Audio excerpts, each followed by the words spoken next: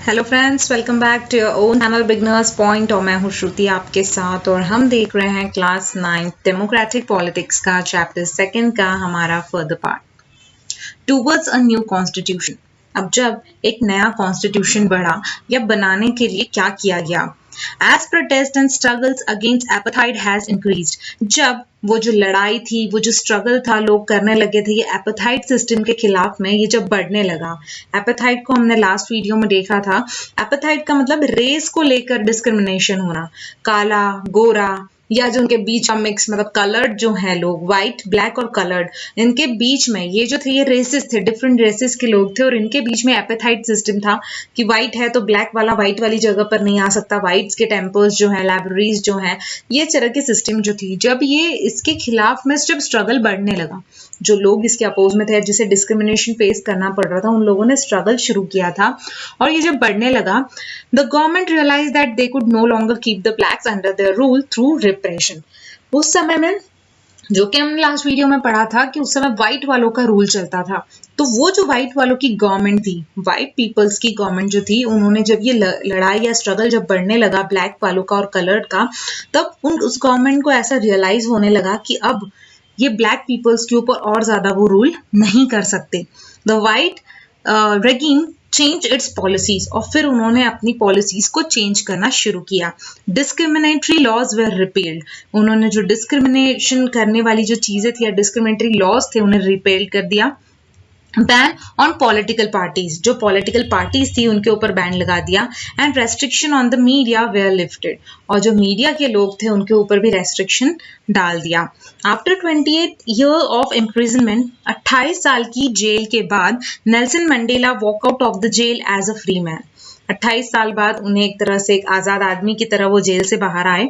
Finally at the midnight of 26 अप्रैल 1994, और उसके बाद 26 अप्रैल 1994 की मध्य रात्रि में the new constitution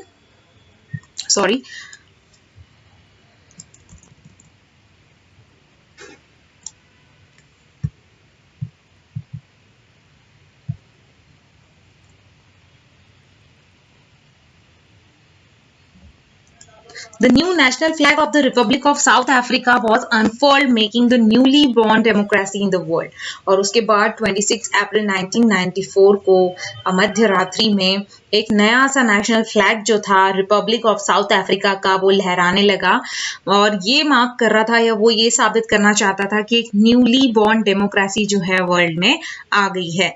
The apartheid government came to an end, वो जो एपेथाइट गवर्नमेंट थी, व्हाइट गवर्नमेंट, जो एक पर्टिकुलर एक ही रेस के लोग जो है वो रूल कर रहे थे, वो वाली जो गवर्नमेंट थी वो अब खत्म हो चुकी है। Paving way for the formation of multi racial government, और वो एक तरह से अब जो आ रही है, अब हमारी गवर्नमेंट जो होगी वो मल्टी रेशियल होगी, मतलब गवर्नमेंट के अंदर में व्हाइट ब्लैक और कलर्ड तीनों तरह के पीपल्स होंगे। कोई एक तरह का पीपल या एक तरह का जो कम्युनिटी है वो रूल नहीं करेगी। How did this came about? और ये सारी चीजें कैसे आई? Let us hear Mandela, the first president, this new South Africa on the extraordinary transition. अब हम सुनेंगे मंडेला के मुंह से कि उन्होंने किस तरह से बताया था, जो फर्स्ट प्रेसिडेंट थे न्यू साउथ अफ्रीका के। एक्स्ट्राऑर्डिनरी ट्रांजिशन यहाँ पर दिया गया है। Historical enemies succeeded in negotiating a peaceful transition from apartheid to democracy exactly because we were prepared to accept the inherent capacity of goodness in the other. जो historical enemies थी वो अब success हुई है, या उन्हें सक्सेस मिला है नेगोशिएट करने में। एक पीसफुल ट्रांजिशन हुआ है, मतलब एक फॉर्म से दूसरी फॉर्म ऑफ गवर्नमेंट बहुत ही पीसफुली, बहुत ही शांति से हुई है। Because we were prepared to accept the inherent capacity, क्योंकि हम लोग पूरी तरह से प्रिपेयर थे इनहेरेंट कैपेसिटी को एक्सेप्ट करने के लिए। For the goodness in the other, जो हमने दूसरों के अंदर की खासियत को भी जिसमें हमने देखा। My wish is that South Africa never give up on a belief in goodness. और मेरा ये मानना है, या मेरा विश है मेरी, कि साउथ अफ्रीकन जो हैं वो कभी भी गिव अप नहीं करेंगे किसी की गुडनेस के बिलीफ में। मतलब साउथ अफ्रीकन जो है, अगर कोई सामने वाला पर्सन गुड है तो उस पर बिलीव करना जानते हैं।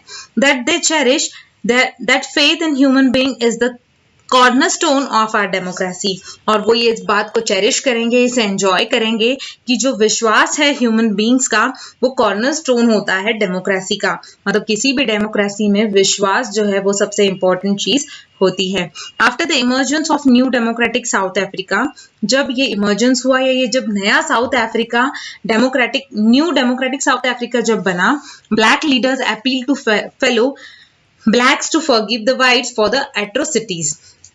तो जो ब्लैक लीडर्स थे, जो गवर्नमेंट में आए थे, जो ब्लैक लोग में जो लीडर्स थे, वो ब्लैक पीपल्स को रिक्वेस्ट कर रहे थे कि जो व्हाइट्स ने उनके साथ में किया है पास्ट में, वो चीज के लिए वो उन्हें माफ कर दें। ऐसा ब्लैक लीडर्स अपने ब्लैक फेलोज को कह रहे थे। That they had committed violent power, जो भी जब उनके हाथ में पावर थी उन्होंने जो जो गलतियां की उसके लिए हमें उन्हें माफ कर देना चाहिए। They said, let us build a new South Africa based on equality of all the races and man and woman on democratic values, social justice and human rights।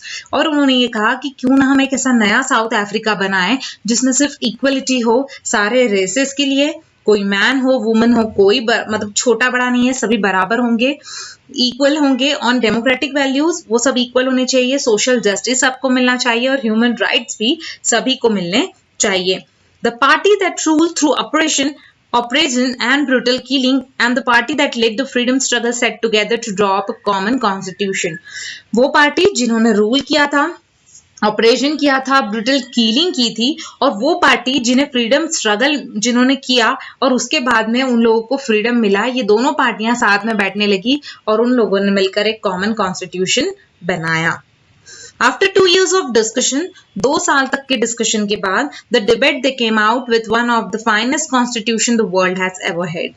2 साल तक इस चीज पर डिस्कशन चला और एक डिबेट चला और जिसके बाद में एक बहुत ही अच्छा सा, बहुत ही फाइन सा कॉन्स्टिट्यूशन जो है वर्ल्ड में आया या बना। This constitution gave to its citizens the most extensive rights available in any country। और ये कॉन्स्टिट्यूशन ने अपने सिटीजन्स को बहुत ही एक्सटेंसिव राइट्स दिए थे जो उस कंट्री में अवेलेबल हो या कोई भी कंट्री में अवेलेबल होंगे। Together, they decide that in the search for a solution to a problem, nobody should be excluded, no one should be treated as a demon।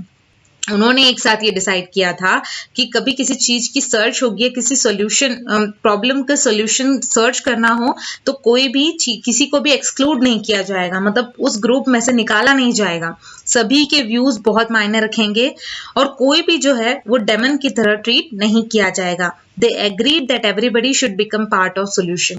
उन्होंने इस चीज पे एग्री किया कि हर इंसान इसके सोल्यूशन का पार्ट बनेगा।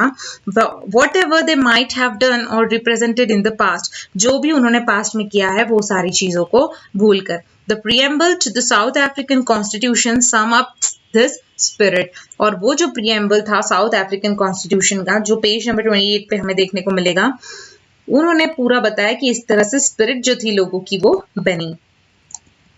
The South African Constitution inspires Democrats all over the world। और जो साउथ अफ्रीकन कॉन्स्टिट्यूशन थी उसने बहुत ही ज्यादा इंस्पायर किया था, कॉन्स्टिट्यूशन ने इंस्पायर किया था डेमोक्रेट्स को ऑल ओवर द वर्ल्ड में। A state denounced by the entire world till 1994 as the most undemocratic one is now seen as a model of democracy. मतलब वो स्टेट जिसे लोग इस नाम से जानते थे, कि जो 1994 तक लोग इस नाम से जानते थे कि बहुत ही अनडेमोक्रेटिक वाली जगह या स्टेट है वो अब मॉडल ऑफ डेमोक्रेसी कहलाने लगा था। What made this change possible was the determination of the people of South Africa।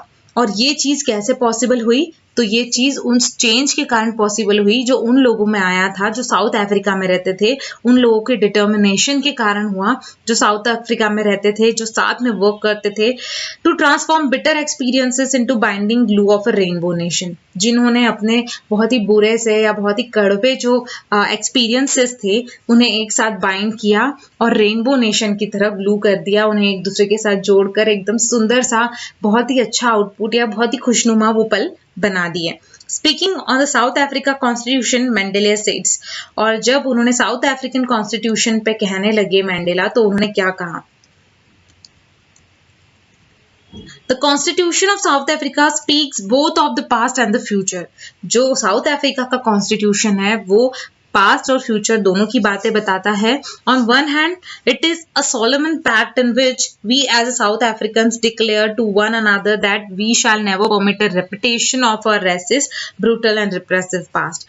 एक तरफ तो हमारा कॉन्स्टिट्यूशन ये कहता है कि हम एक सोलमन पैक्ट है जिसमें हम साउथ अफ्रीकन्स जो है हम लोगों ने डिक्लेयर किया है एक दूसरे को ये कि हम कभी भी किसी को भी इस चीज की परमिशन नहीं देंगे कि वो किसी के साथ भी रेशियल डिस्क्रिमिनेशन करे, ब्रूटल किलिंग हो और रिप्रेसिव जो भी हमारी चीजें पास में हुई वो चीजों को हम कभी भी रिपीट नहीं करेंगे।